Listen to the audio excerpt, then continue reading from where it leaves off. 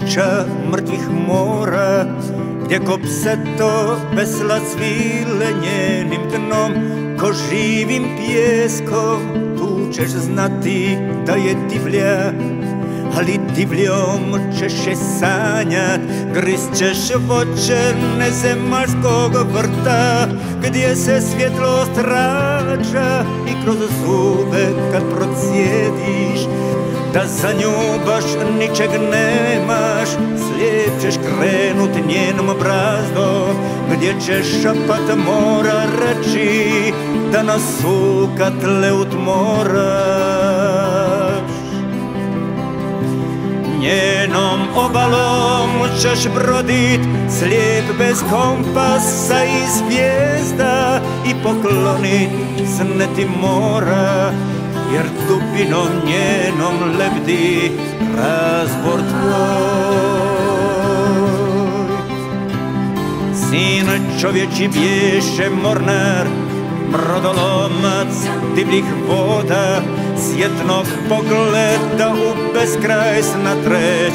depresivne palme, i kada siguran je zvao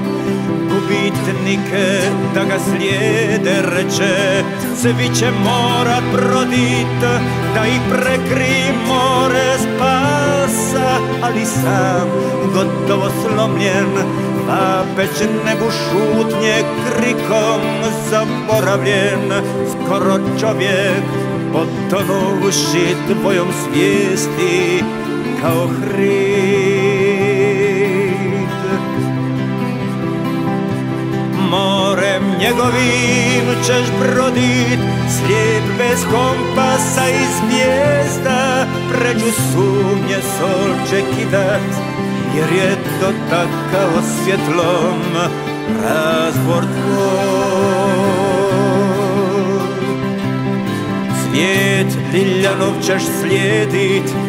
strmom stazom morske tmine, svud roncima što kriju zlobnu pljesak, vojske spasa suncem pitkim kao vino, svom patronu mirne luke, kao dijete će te vodit putem smetišta kroz cvijeće, sve heroje vlažnih algi, slične djeci kada svane, što se otimlju za čežnju nijemog izvora, što Liljan vraća oku kao odraz.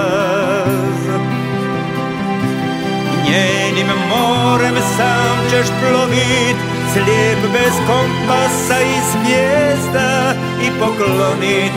sa njoj moraš, jer dubinom tvojom drhti razbor nje.